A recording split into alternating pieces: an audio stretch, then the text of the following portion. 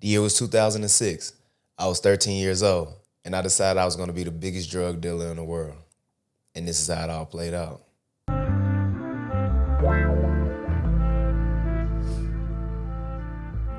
I never forget summer of '06. I was sitting in the living room, you know, doing what kids do, whatever I was doing. And my mother came in, and me and I had that type of relationship.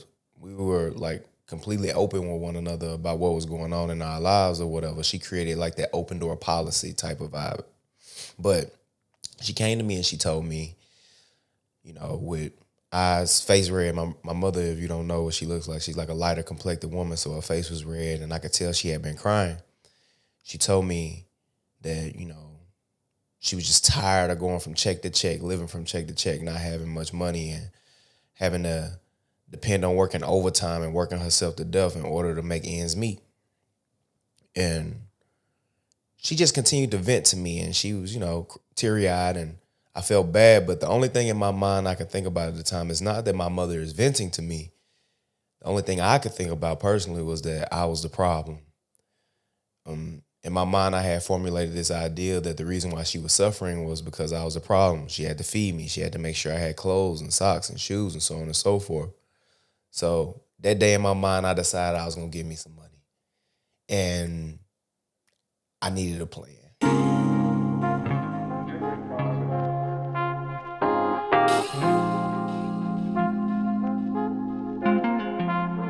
So pretty much the plan was that I was going to start working at first. My idea was I was going to get a lawnmower or use the lawnmower that we already had, and I was going to go around the neighborhood and try to like cut people's yards. Well, honestly, that plan got cut quickly. I went to like 3 or 4 houses, and to paint the picture, I live in the country, like the country of the country. And it's not like the country you see with the horses and cows. Well, I guess it kind of is. We do have horses and cows out there, but the houses are more close together. It's like out of city limits for the people who know what I mean. And I went from house to house, and most people in those where I live at least have like an acre of land, 2 acres of land that they live on. So most people already got lawnmowers. And as I went from home to home, everybody was saying, well, I would need the services. I'm sorry, blah, blah, blah, blah, blah, blah. So that was out the window. And then I decided, okay, maybe I'll try to get me a job. I was naive. I didn't know that at the age of 13, I wouldn't be able to get a job anywhere. Shit, it wasn't until I was 16 years old when I was able to get an actual job. But I'll tell you about that later in the story. So I was 13, couldn't get a job. My business idea didn't work. What should I do now? Immediately, I thought drugs. And I know what you're thinking. What 13-year-old, like after 2 options, immediately goes to drugs? Well, to paint another picture for you, I grew up surrounded by drugs and just like, I guess, I don't want to say like bad stuff, but I guess it technically is bad shit. Like, that's the type of shit that I grew up around. Most of my uncles were either drug addicts or either they sold drugs. All my aunts, except like 1 or 2, smoke weed or, participated in smoking weed and stuff like that. All my cousins all smoke weed or just try drugs anyway. So that's all I ever seen anyway. I would come home or on the holidays, it would be nothing for me to see, family members smoking weed under the tree, just talking, shooting the shit, drinking beers and stuff like that. So that was my environment. Like I said, a good majority of my family hustled, a good majority of my family used, and even the users started out as hustlers. So that was kind of like a thing in my environment. So I went straight to drugs. And most of the people that I looked up to in my family at the time, most of them were drug dealers as well. So I had, it made sense for me to go and try to do that. But again, I had no money. I was broke. So I needed a plan to give me some money. And this is what I came up with. So the idea was get enough money so I can get an ounce. Once I got an ounce, I can work my way up all the way until I got a whole pound. Like keep flipping it, keep reinvesting my money, flipping, reinvesting my money, flipping. But at the time, I needed some money. So I decided to reach out to my brother Rico. And at the time he didn't know that he was fronting my future drug operation at all. And I don't think he still knows to this day. He'll probably find out when he listens to this podcast. I'm sorry, bro. But he didn't know he was from my drug operation. But I told him, like, hey, this is what I did. I was so manipulative at that time. I pulled at his heartstrings. He was interested in business, still is to this day. He owns his own trucking business. And I knew that if I came to him with this business proposal and this idea that I want to start a business, he would be 100% without a doubt all on board for me, starting that business. So I came to him saying I wanted to start selling candy, but I had no money. He said, okay, cool. I can either give you the money, I can go buy the candy for you and invest in your product. I pretty much told him, okay. I never forget sitting in his face in the den, just, discussing with him what I wanted to do and my dreams about selling candy and how I would go about it and how I would find my audience and how I would market it. And just the look on his face of like, happiness that his little brother was trying to do something different outside of what the other family was doing. I was not trying to do anything different. I had a plan. So he ended up giving me the candy from Sam's Club. A big variety bag of candy is what he gave me. And it was filled with like chocolates and stuff like that. And I knew what I was going to do. I was going to take each little mini size, like, Kit Kat, Three Musketeers, Snickers, all the little variety pack of candies. I was going to sell them $0.25 a piece. And that's what I did. And it took me a while, if I'm being honest. It took me almost a month or two to sell that shit. But I finally got it all off, selling it at $0.25 a piece, selling the candy. And I think I ended up with $40. But that still wasn't enough to get my ounce. So I decided not to go back to my brother and ask for another bag. I went and took that money and reinvested in my own, more candy. And that's exactly what I did. I started back, selling candy and stuff. I started reselling that candy. Went back and bought my own from that point. And I ended up making another $40 after spending $20 on candy. So at that point, I had $60, and that was enough to give me an ounce at the time. Now, again, remember, I was surrounded by drugs, so I knew who had drugs and I knew who would do what. So I reached out to one of my cousins. I asked him, hey, can you, give me some weed or whatever? I need an ounce. He was like, of course. What are you doing? What are you planning on smoking it? You smoking weed now? Well, I had already tried weed by the time I was 13, but I wasn't actively smoking weed. So, I just pretty much told him and he knew I had already started smoking weed or at least tried it at that point. And I told him, yeah, I just want to have enough to chill on so I won't have to keep on going back and forth. He's like, all right, cool. I said, I got $60. So he gave me 28 grams. And that's when I had my first sack. All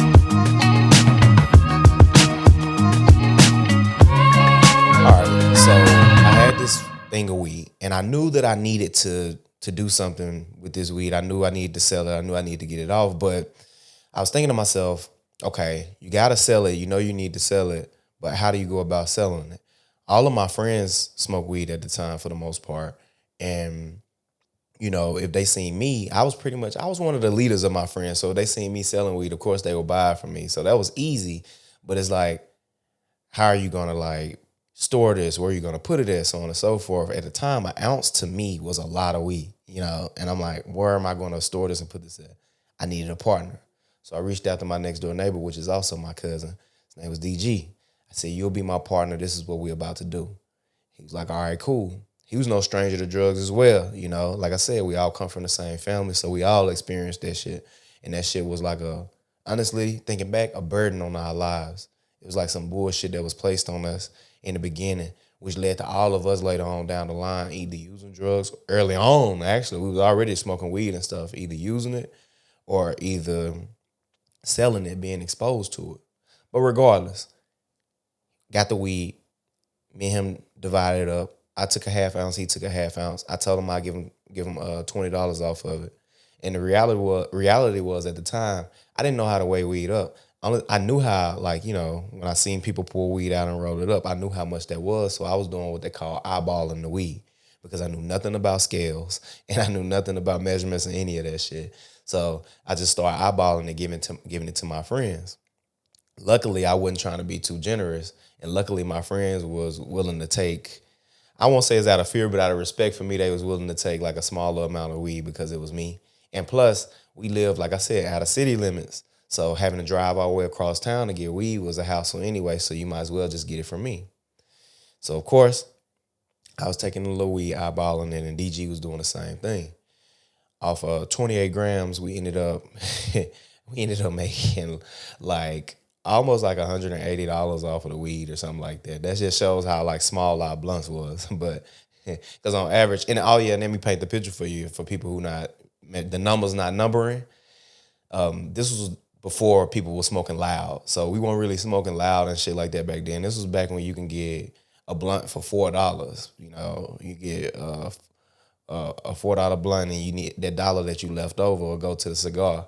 You know, or most times people give you $5 blunts if you're lucky. You know, if you want a sack, it'll be $10. So that was in these times. It was before the loud and all of that shit. But anyway, we was eyeballing the weed. We ended up making $180 off of the shit, or maybe like 160. It was 160, 180 somewhere around there. Definitely over $150 we made over. I thought I was rich. I had never seen that much money in my hand at one point at a time. So I was like, okay, cool. I pieced my cousin off some money, and at that point, I had already kind of learned the system because we ended up all right. We did that, and then we ended up continuously going back probably about 4 or 5 more times. And at this point, my cousin is thinking like, damn, like, you like an active smoker. You coming to me like every other week getting an ounce. You smoking an ounce every 2 weeks. Like, do you smoke that much? And I just went ahead and told him the truth. Like, no, bro, we selling this. Like, this is what we got going. And he was like, oh, shit, this makes sense. Now, he was cool, and he was like, you know, at some point, you gotta, if you're gonna hustle, you gotta do it the right way. Like, what you doing? Like, and he was like trying to break it down, ask me like what was going on, how was I measuring it, and so on and so forth. And I told him I was eyeballing it. And he let out the biggest laugh. He was like, dude, you been eyeballing weed. How the fuck do you even know the right measurements? You either giving people too much or not enough. I was like, what do you mean? He was like, I'll show you something. So he pulled out a manual scale. It was like a keychain type manual scale. And he showed me how to use a manual scale to weigh out my blunts. And that's pretty much what I started using, like a manual scale from that point, and to weigh out my blunts. And it actually went until later when I got me a digital scale that shit was really going on. But that's when I started working with more weed. But I was using the manual scale, sacking up blunts, doing it just like that or whatever. And I had worked my way up. And by that point, I had kind of like let DG go because he was more interested in smoking than he was in selling. So I had to let him go. And I was like, okay, I'm working with like $300 or $400 at the time. And I'm reading up off an ounce like every week at this point because everybody, you know, in my little circle and people around know me for selling weed, so it was smooth. So I'm reading up, and I got 2 like lax with my shit, and my mama ended up catching me. Now, mind you, I had been selling weed at this point for probably about a year, and I was just super lax. I was leaving weed out. She would never have thought her baby boy was dealing with weed anyway. At that point, I had not smoked anything. You know, I wasn't smoking. I wasn't doing none of that, so I never smelled like weed, so on and so forth. And I just got super lax. And one day when she was off work, she went in my room and she found my weed.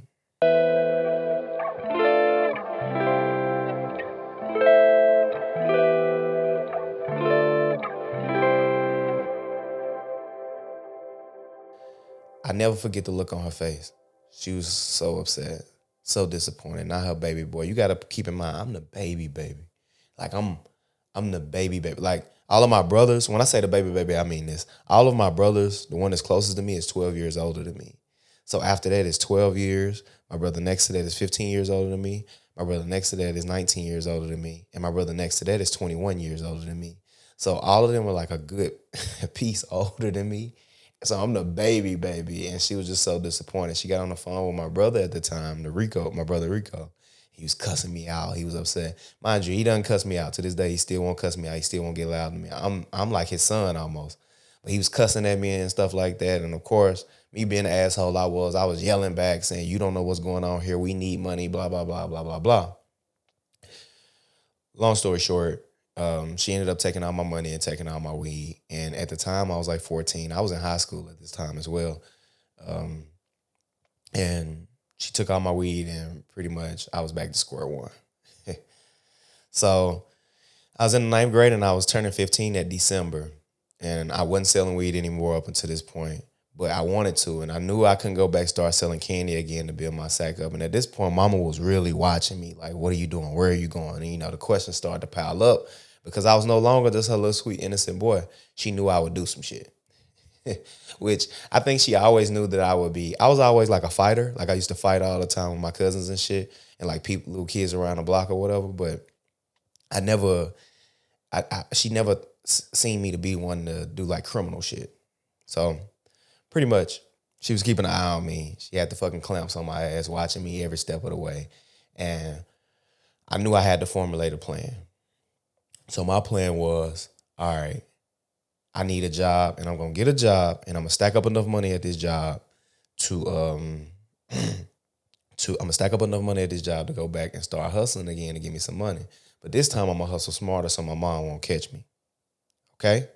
That was the plan. I turned 15 that December, but the reality was nobody at that time in Bolivar, or I don't even think they are to this day, nobody's hiring 15-year-olds, and it wasn't, work was limited where I'm from. Like, it's like a smaller town, and nobody was really hiring 15-year-olds. So I was like, all right, what do I do? But I knew my aunt, one of my favorite aunts, her name was Rhonda. She was living in Jackson at the time. I knew I could go there and work because they would hire 15-year-olds. There was jobs everywhere in Jackson at the time for teenagers. I knew I could go there, work, stack up my money, and then come back. But the problem was I was in school, so I had to wait the summer.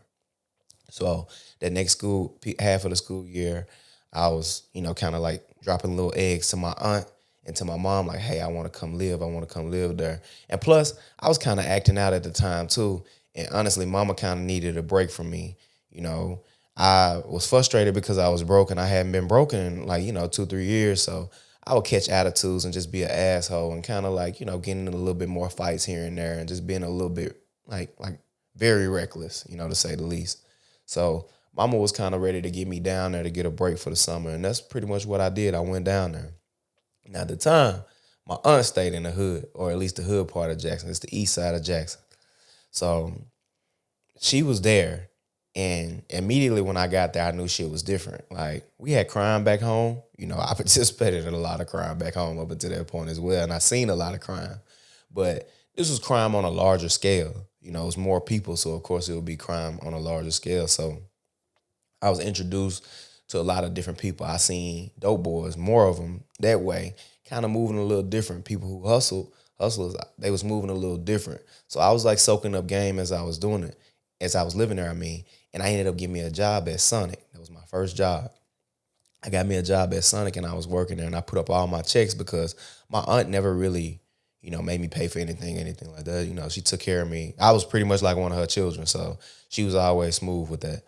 And it was me and her 3 other kids as well. So we was all living there like family. Well, not like family, like brothers and sisters, and I enjoyed it. But again, being exposed to all that criminal element, all of that shit, that kind of, the different like criminal elements, you got to this was the first time I ever seen somebody get robbed there. So yeah, like in person, like an armed robbery. My cousin was walking up the hill to a store at the top of the hill. And my cousin, he was already like adept to this type of stuff, but I wasn't. And I remember walking up the hill and he grabbed me in my chest like, hey, stand back. I was like, what? And he said, look. And we seen a guy running in the store with a gun in his hand. He put the gun to the cashier's face, got the money, and he was running out.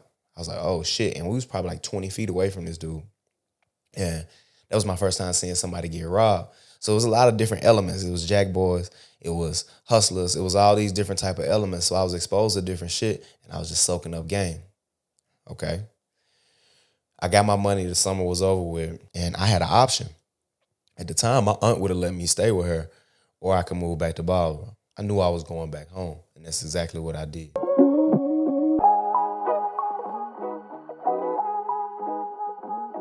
Okay, now I'm back home. And I got a couple $100 in my pocket and I'm ready to get back to hustling. But I knew I couldn't go to my cousin anymore and get weed from him because he wasn't hustling anymore. He wasn't dealing with that. And to be honest, he didn't have as much weight as I needed. I had enough money at this point to get what they call a QP, which is a quarter pound of weed. So I said, all right, I can't go back with my cousin because he don't have enough weight and he's really not hustling as much. But I did have a new plug. For the sake of this, I don't want to say his name. Let's just call this plug B. So B, me and him, we were real close. He was like my OG. He was like 8 years older than me. Like my OG, I looked up to him 100%. You know, he guided me through a lot of shit and he taught me a lot up until this point. Just like man shit. And B was he had been hustling for a long time at this point. And I knew that I could go ahead and, you know, reach out to him and let him know that I wanted to hustle, or so I thought. Immediately when I contacted him, let him know that I wanted a QP, he was like, fuck no. And I'm like, no, I'm serious. Like, I want to hustle. And he was like, nah, bro, like, you know, we family. Like, I can't have you out here hustling like that. And plus, your brother then would kill me. And I told him, like, don't worry about that. I got all that handled. I already been hustling for a minute anyway. You just didn't know. I've been kind of doing on the radar, selling all my friends around here. I'm going to be smart with it. Trust me, I'm good. So B decided to reach out to one of my other brothers and ask, should he do it? That brother said, hell yeah, go ahead and give him a chance. He been around here calling himself selling weed anyway, so fuck with him. So B did. I had a QP, which is 4 ounces of weed. And at the time, I paid $250 for the QP. I was excited. I was happy. That was the most weed I had ever seen at one point. And I knew it was time to go ahead and get my money. Now, mind you, at the time, I'm 15, but I'm getting ready to turn 16 that December. So a lot of things are happening for me in the moment. I'm able to get a job now in Bolivar because I'm 16, and they got places like McDonald's and Burger King and shit like that will hire 16-year-olds. So I knew it was time for me to go ahead and, you know, get right. And the reason why a job is significant in all of this is because I know I can hide the money that I'm getting from my mother at this point. Because a lot of the shit that the reason why she caught me is not mainly because I was lax, but a big reason was I wasn't asking for money anymore. Money for snacks at school, money for nothing. So she like, why is this man not asking for money? You know? And like I said, I knew being 16, I could give me a job that would be a cover up for the money I was making. And I also knew that I'd be able to start driving. And if I'm mobile, now I can expand my business to more than just people in my little neighborhood at the time. So I decided, I went ahead and started hustling, and I started getting my money. You know, the 4 ounces was gone in like 4 days. And I never forget coming back to my cousin needing another 4 ounces. And he was like, where are you? My partner B, my cousin. He was my cousin as well. I never forget going back to him saying like, hey, you know, I need another 4 ounces. And he was like, where the fuck are you selling this? How are you selling this fast? Like, you know, I know dudes around here that's twice your age hustling and they not selling like 4 ounces in like 3 days or 4 days or whatever. How are you getting this weed off like this? I said, nah, I told you I've been doing this for a while. So my clientele was already built up. So he was a little skeptical. So that's when he came to me and was like, what, let me see your operation, what's going on? And he sat me down and he kind of like worked me through a lot of this shit. He was like, you use a manual scale. Use this digital scale right here. And he introduced me to the digital scale.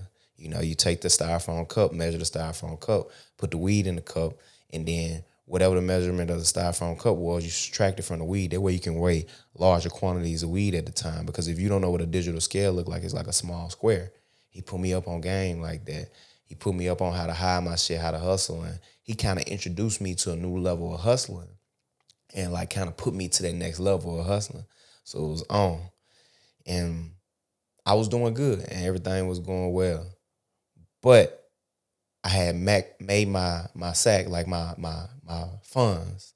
I built it up to about 1,600 at the time. I had made like 1,600 like in my stash.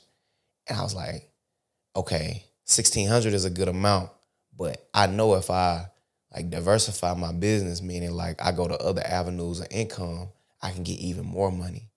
And he was like, and I told that to my cousin. He was like, listen, this is what I do. I sell weed, I sell pills, but I don't really participate in nothing else. And it's like a light bulb, pills. I never knew. I had always been introduced to pills, and I knew that pills would be, you know, pills was good because to me, like I knew the high from pills was good is what I'm trying to say, because I was cavity prone, so I would get a lot of root canals and they would give me 7.5 hydros, and them things made me feel good. So I knew that pills were a good high and a lot of people was using them. So I knew that would be my new avenue. But the problem is now, how do I get a plug?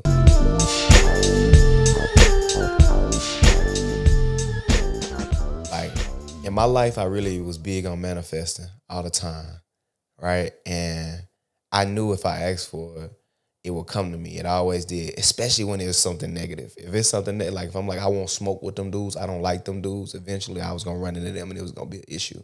If I said I wanted this amount of drugs, this, that, I was gonna get that shit every time. That's just the nature of like what was going on in my life. Anything negative that I manifested, even to this day, that shit always come back to me. So I knew I needed a plug on the pill, so I kind of like manifested it. Just like that, one of my cousins who was incarcerated at the time, he was in prison. He hit me up one day saying like, "Hey, you getting money out there?" And I'm like, "Yeah." He was like, "Well, I can help you get some more money." I'm like, "Oh, okay, like cool." Now, to paint a backstory for this, my cousin wasn't just like a person who just randomly called me. My mom was like the leader of the family. So a lot of people who was in prison or in jail or got incarcerated, they would always call my mother's house and, hear me in the background. I was like, "Oh, there's little Terry over there. Like, let me speak to him." And they'll talk to me and shit like that. So me and him had already established a relationship. He was calling me, conversing with me. He said he had a plug on the pills. Now, he was locked up in Nashville, Tennessee at the time, I think. So he was telling me he had a plug on the pills. I was like, all right, cool. He gave me a plug. He gave me the plug on the pills, introduced me to the plug, and the dude had all types of pills, honestly. He had like the Xanax. This was when Xanax, people was taking the like blue football Xanax, a little smaller Xanax. He had like Oxy, he had Hydro, he had all this shit. And I said, cool, like I'll take it. And what do you want from me? Like how much it's gonna cost or whatever. So he was like, just sell it and give me a portion of it so I can have money on my books and have money to, move around while I'm in prison. I'm like, all right, perfect. So that's exactly what I was doing. I was getting the shit for free. The guy who was giving it to me, I don't know what type of deal they had, but he was giving me this shit for free. And it was a sweet deal because it was no overhead. I didn't have to invest in anything. At least in the beginning. I think towards the end, I started paying like half price for all my shit. But still, it was a great profit, like a huge profit margin. So I was hustling that. Now, at this point, I had built my sack up with the pills, introducing the pills to like $3,000. And shit was going smooth. And I was enjoying it. Like, real deal enjoying this shit. And just the money. At this point, I'm having pizza party. I'm having like pizza with my friends. Like, I'm having like big bonfires and barbecues. If I can find it, I'm gonna insert it in here. One of our mini barbecues where I had my camcorder. I'm gonna try to insert it in here in this video, right in this piece right here. I'm telling you. Hold on, let me get these waves. What's the plan, man? I'm telling you. Nigga making a movie, bro. We making a movie. Get this. Damn, that's the beat. Get this done on three. 1, 2, 3.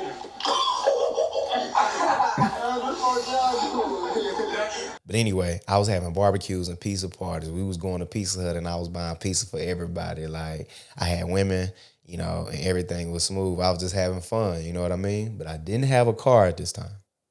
I needed a car.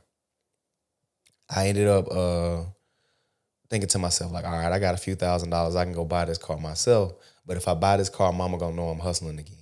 So I was racking my brain trying to figure out what should I do.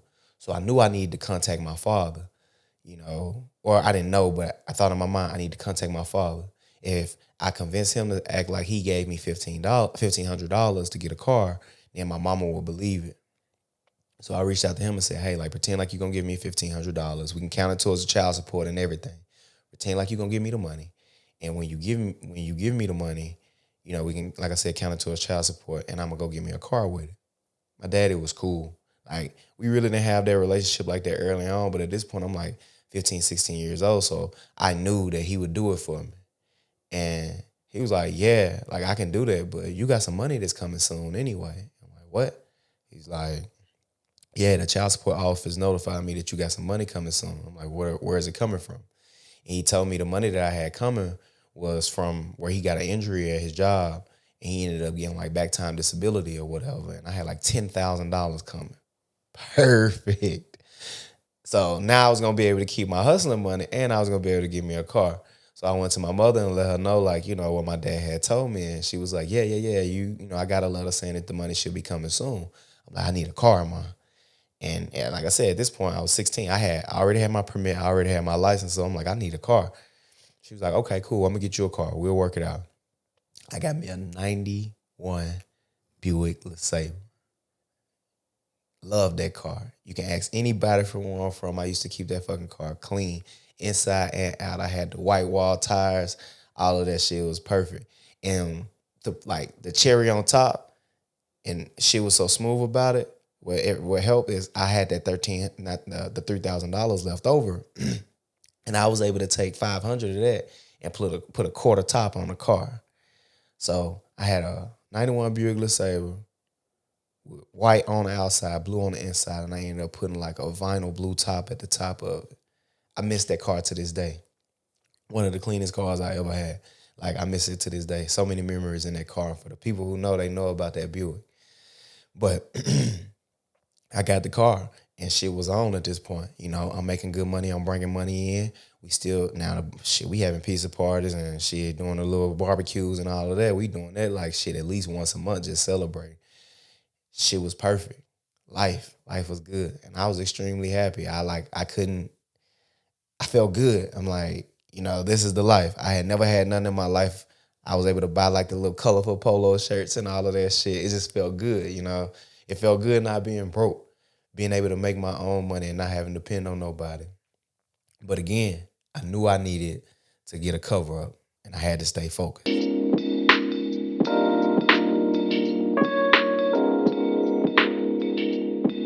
So I knew I needed to cover up, and I had to stay focused. So the idea was, I'm gonna work at McDonald's, and that's the way I'm gonna, pretend like I'm getting my money or whatever from McDonald's.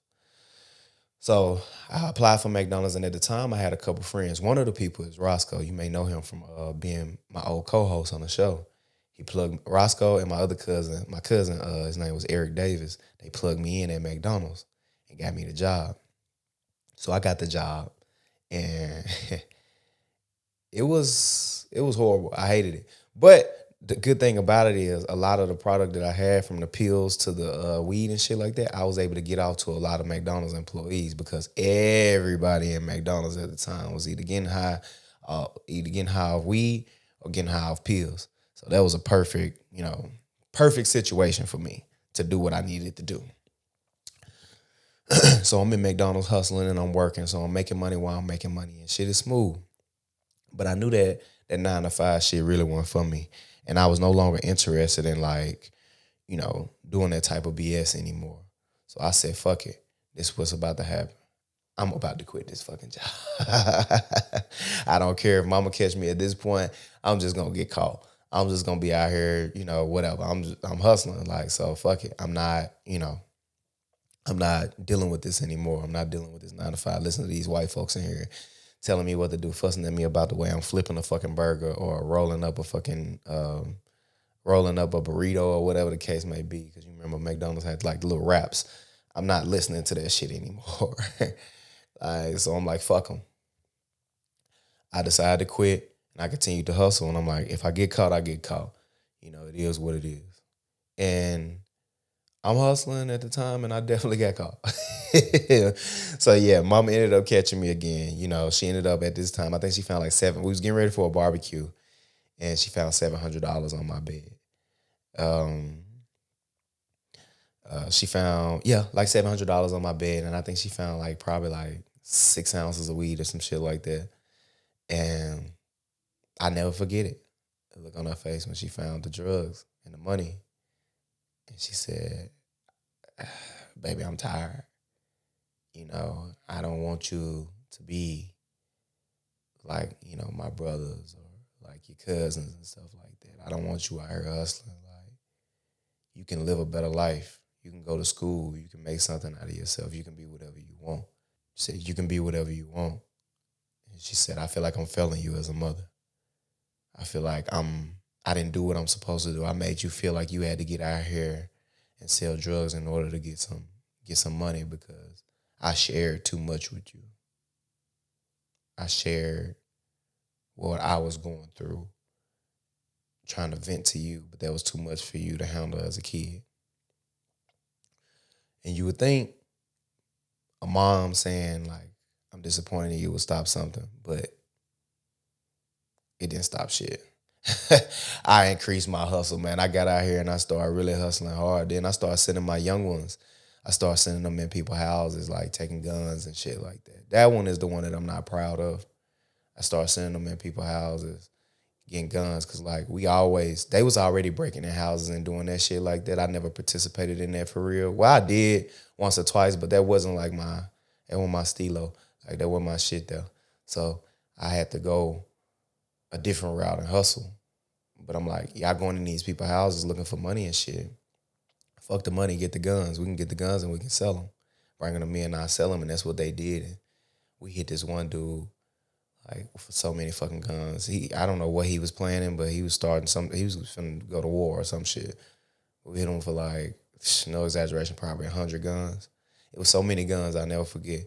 My brother went to the car and seen the fucking guns in the car because my mama had like a little green, I think it was an Escort, like a little green car out in the yard, but it didn't work. She always kept a car. She couldn't drive. She always kept a car, but the car didn't work. She kept a car, but this specific car had ended up like fucking up and it didn't work. And she she had it under the tree outside, and I was just, throw my guns and shit, hide them under towels and all that shit in the car. And he went out there just one day randomly and looked in the trunk and seen all the guns, and he had to come have a talk with me. Now, mind you, this is the brother that when, the dude who showed me how to hustle in the beginning, this is the brother that said, yeah, let him hustle. But so, he really didn't give a fuck about my inner workings and what I was doing. He was just like, I'm going to let him do him, But when he seen all them fucking guns, he had to come have a talk with me and be like, hey, bro, what the hell is going on, And I just told him, don't worry about it. We just hustling them guns. I'm going to have them gone soon. And that shit was short-lived, the gun shit. Like, I was playing a dangerous game at that point and really finna give myself some time fucking around with stolen guns and shit like that. So that shit was short-lived. The pills actually only lasted like another 2 years as well, but I always went back to my roots, which is weed, selling weed and doing that. And, I wasn't finna stop hustling. Like, I had made too much money at this point. I was doing too much.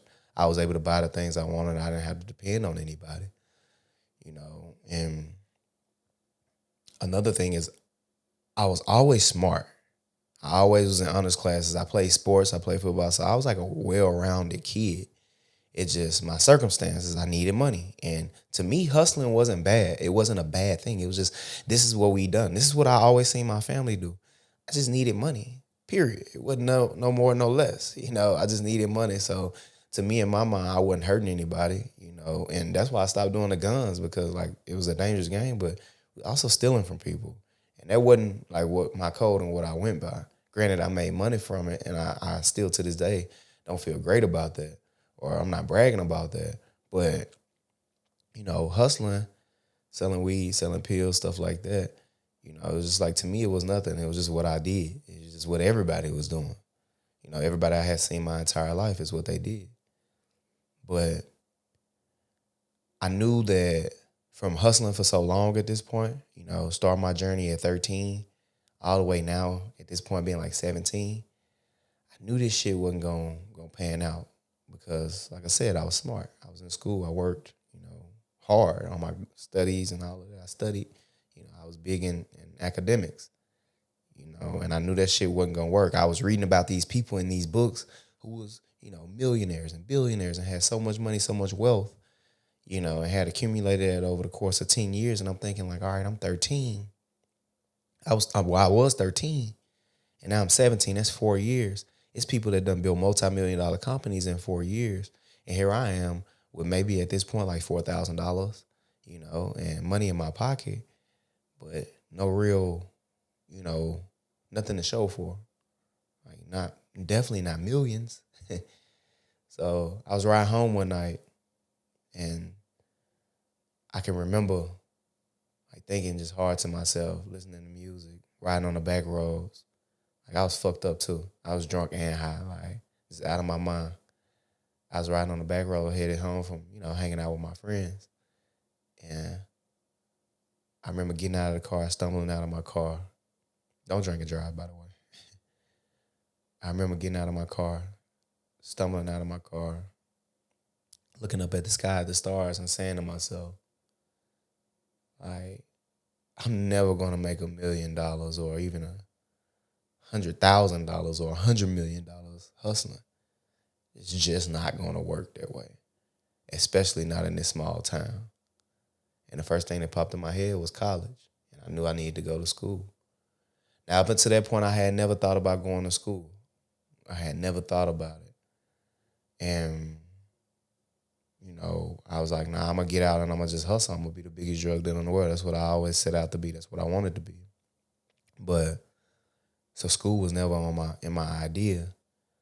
But my brother went to school, one that was closest to me. He attended Middle Tennessee State University. So I knew, I need to do something. I need to make a change.